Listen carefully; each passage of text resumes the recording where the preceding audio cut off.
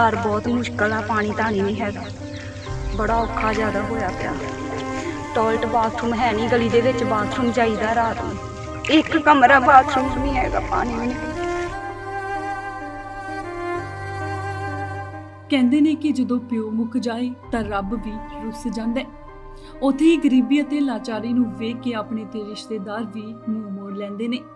ਮਾਮਲਾ ਸਾਹਮਣੇ ਆਇਆ ਪਿੰਡ ਬੂ, ਜ਼ਿਲ੍ਹਾ ਕਪੂਰਥਲਾ ਨੇੜੇ ਮੁੰਡੀ ਮੋੜ ਗੋਇੰਦਵਾਲ ਸਾਹਿਬ ਦੇ ਨਜ਼ਦੀਕ ਦਾ, ਜਿੱਥੋਂ ਦਾ ਇੱਕ ਗਰੀਬੀ ਦਾ ਸਤਾਇਆ ਪਰਿਵਾਰ ਸਾਹਮਣੇ ਆਇਆ।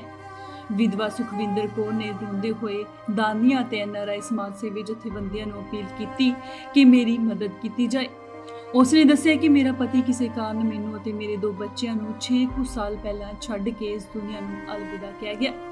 ਉਸ ਦੇ ਜਾਣ ਤੋਂ ਬਾਅਦ ਮੈਨੂੰ ਘਰ ਦੀ ਵੰਡ ਮੁਤਾਬਿਕ ਇੱਕ ਛੋਟਾ ਜਿਹਾ ਕੁੱਕੜਾਂ ਤੇ ਖੁੱਡੇ ਵਰਗਾ ਕਮਰਾ ਹਿੱਸਿਆ ਆਇਆ, ਜਿਸ ਦਾ ਦਰਵਾਜ਼ਾ ਵੀ ਗਲੀ ਵੱਲ ਖੁੱਲਦਾ ਹੈ। ਇਸ ਛੋਟੇ ਜਿਹੇ ਕਮਰੇ ਵਿੱਚ ਮੇਰਾ ਸਮਾਨ ਹੀ ਮਸਾ ਟਿਕਿਆ ਹੈ। ਚਾਰੇ ਪਾਸੇ ਤੋਂ ਇਹ ਗੁੰਮ ਕਮਰਾ ਮੇਰੇ ਅਤੇ ਮੇਰੇ 2 ਬੱਚਿਆਂ ਲਈ ਵੀ ਮੁਸੀਬਤ ਬਣਿਆ ਹੋਇਆ, ਜਿਸ ਦੇ ਵਿੱਚ ਰਹਿਣਾ ਵੀ ਬੇਹੱਦ ਔਖਾ ਹੈ। ਨਾ ਕੋਲ ਕੋਈ ਪਾਣੀ ਲਈ ਨਲਕਾ, ਨਾ ਮੋਟਰ, ਨਾ ਹੀ ਲੈਟਰਿਨ ਅਤੇ ਨਾ ਹੀ ਬਾਥਰੂਮ ਹੈ। ਜਦੋਂ ਕਦੇ ਪਾਣੀ ਦੀ ਲੋੜ ਪੈਂਦੀ ਹੈ ਤਾਂ ਕਿਸੇ ਗੁਆਂਢੀ ਵੱਲ ਜਾਂਦੀ ਹੈ ਤਾਂ ਉਹ ਵੀ ਨੱਕ ਮੂੰਹ ਵੱਟ ਲੈਂਦੇ ਨੇ। ਜਦੋਂ ਕਦੇ ਬਾਥਰੂਮ ਕਰਨਾ ਹੋਏ ਤਾਂ ਰਾਤ ਬਰਾਤੇ ਗਲੀ ਵਿੱਚ ਹੀ ਕਰਨਾ ਪੈਂਦਾ ਹੈ। 2 ਛੋਟੇ ਬੱਚੇ ਨੇ ਜੋ ਮੇਰੇ ਨਾਲ ਹੁਣ ਝੋਨਾ ਲਗਾ ਕੇ ਰੋਟੀ ਖਾਣ ਨੂੰ ਮਜਬੂਰ ਨੇ। 1-2 ਘਰਾਂ ਦਾ ਕੰਮ ਕਰਕੇ ਬੱਚੇ ਪਾਲਣੇ ਵੀ ਬਹੁਤ ਮੁਸ਼ਕਿਲ ਨੇ। ਮੈਨੂੰ ਕਿਸੇ ਵੀ ਤਰ੍ਹਾਂ ਦੀ ਸਹੂਲਤ ਨਹੀਂ ਹੈ।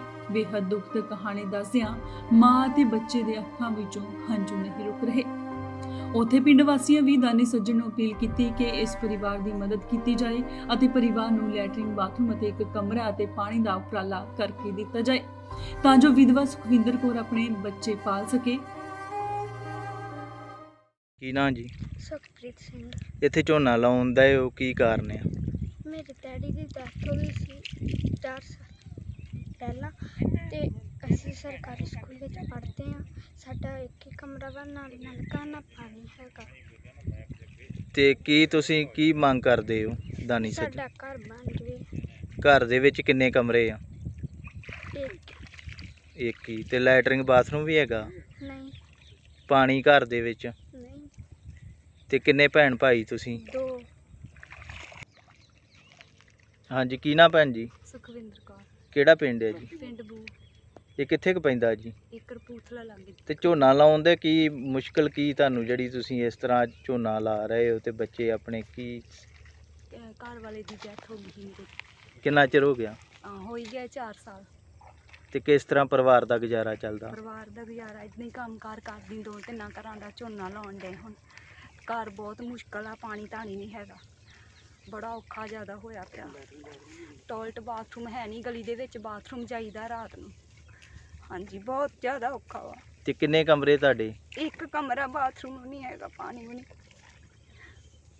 ਤੇ ਪਰਿਵਾਰ ਦੇ ਵਿੱਚ ਕੌਣ ਕੌਣ ਆ? 2 ਬੱਚੇ ਮੇਰੇ ਬਸ, 3 ਜੀ ਅਸੀਂ, ਇੱਕ ਗੁੱਡੀ, ਇੱਕ ਕਾਕਾ ਹੈ। ਅੱਛਾ, ਇਹਨਾਂ ਦੀ ਬੱਚਿਆਂ ਦੀ ਕਿੰਨੀ ਉਮਰ ਆ? ਕਾਕਾ ਹੈਗਾ 9 ਸਾਲ ਦਾ, ਗੁੜੀਆ ਹੈਗੀ ਆ 5-6 ਸਾਲ ਦੀ। ਤੇ ਕੀ ਮੰਗ ਕਰਦੇ ਹੋ ਦਾਨੀ ਸੱਜਣਾ ਨੂੰ? ਮੰਗ ਇਹੀ ਕਰਦੇ ਆ ਕਿ ਜਿੰਨੀ ਵੀ ਹੋ ਸਕੇ ਮੇਰੀ ਮਦਦ ਕਰਨ, ਘਰ ਬਣਾ ਕੇ ਦੇਣ। ਘਰ ਨਹੀਂ ਸਾਡੇ ਕੋਲ ਹੈਗਾ, ਇੱਕ ਹੀ ਕਮਰਾ ਵਾ, ਉਹਦੇ ਵਿੱਚ ਬਹੁਤ ਮੁਸ਼ਕਲ। ਪਾਣੀ ਵੀ ਨਹੀਂ ਹੈਗਾ ਪੀਣ ਵਾਸਤੇ, ਵਰਤਣ ਨੂੰ ਪਾਣੀ ਨਹੀਂ। ਕਿਸੇ ਦੇ ਘਰ ਜਾਈਦਾ, ਅਗਲੇ ਸਾਰੇ ਲੋਕੀ ਨੋਕਾ ਟੋਕੀ ਕਰਦੇ ਆ, ਤੇ ਕਈ ਭਰਨ ਵੀ ਨਹੀਂ ਦਿੰਦੇ ਪਾਣੀ। ਘਰੇ ਨਲਕਾ ਵੀ ਨਹੀਂ ਹੈਗਾ? ਹਾਂਜੀ, ਹੈ ਹੀ ਨਹੀਂ ਪਾਣੀ, ਤੇ ਘੁੱਟ ਵੀ ਨਹੀਂ ਹੈਗਾ। ਤੇ ਤੁਹਾਡਾ ਕਿਸੇ ਨੇ ਦਾਨੀ ਸੱਜਣ ਨੇ ਸੰਪਰਕ ਕਰਨਾ ਹੋਵੇ ਤੁਹਾਡੇ ਨਾਲ, ਤੇ ਮੋਬਾਈਲ ਨੰਬਰ ਤੁਹਾਡਾ ਕੋਈ? 752920 ਇੱਕ ਵਾਰ ਉੱਚੀ ਬੋਲਿਓ ਜੀ। 752920 ਤੇ ਕਦੀ ਕਿਸੇ ਸਮਾਜ ਸੇਵੀ ਜਾਂ ਕਿਸੇ ਸਰਕਾਰ ਨੇ ਤੁਹਾਡੀ ਬਾਹ ਫੜੀ ਹੋਵੇ? ਕਿਸੇ ਨੇ ਨਹੀਂ। ਪਿੰਡ 'ਚ ਤੇ ਕੋਈ ਵੀ ਸੌਂਦਾ ਹੀ ਨਹੀਂ ਹੈਗਾ। ਕਈ ਵਾਰੀ ਜਾ ਕੇ ਦੱਸਿਆ ਸਰਪੰਚ ਨੂੰ ਵੀ, ਕਿਸੇ ਨੇ ਨਹੀਂ ਸੁਣੀ ਹੈਗੀ। ਹਾਂਜੀ, ਕੀ ਨਾਮ ਭਾਜੀ? ਹਾਂਜੀ, ਮੇਰਾ ਨਾਮ ਸਤਨਾਮ ਸਿੰਘ ਹੈ ਜੀ। ਕਿਹੜਾ ਪਿੰਡ ਹੈ ਜੀ? ਬੂ ਪਿੰਡ, ਜ਼ਿਲ੍ਹਾ ਕਪੂਰਥਲਾ ਨੇੜੇ ਫੱਤੂ ਢਿੰਗਾ ਜੀ।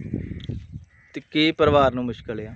ਪਰਿਵਾਰ ਨੂੰ ਮੁਸ਼ਕਲ ਇਹ ਆ ਜੀ, ਜਿਹੜਾ ਇਹਦਾ ਕੁੜੀ ਦਾ ਪਤੀ ਆ, ਉਹ ਕੁਝ ਬਿਮਾਰੀ ਕਾਰਨ ਉਹ ਪੂਰਾ ਹੋ ਗਿਆ। ਤੇ ਹੁਣ ਇਹਨਾਂ ਦਾ ਮਤਲਬ ਬਹੁਤ ਇਹਨਾਂ ਦੀ ਮੰਦੀ ਹਾਲਤ ਆ। ਕੋਈ ਇਹਨਾਂ ਦਾ ਕਮਾਉਣ ਵਾਲਾ ਹੈ ਨਹੀਂ। ਇਹ ਕੁੜੀ ਆਪ ਹੀ ਕੁਝ ਘਰਾਂ ਦੇ ਵਿੱਚ ਕੰਮ ਕਰਦੀ ਆ। ਹੁਣ ਝੋਨਾ ਲਾਉਣ ਡਈ ਆ। ਝੋਨਾ ਲਾ ਕੇ ਤੇ 2 ਇਹਦੇ ਬੱਚੇ ਆ, ਉਹ ਸਰਕਾਰੀ ਸਕੂਲ ਦੇ ਵਿੱਚ ਪੜ੍ਹਦੇ ਆ। ਇੱਥੇ ਬਹੁਤ ਮੰਦੀ ਹਾਲਤ ਹੈ ਇਹਨਾਂ ਦੀ।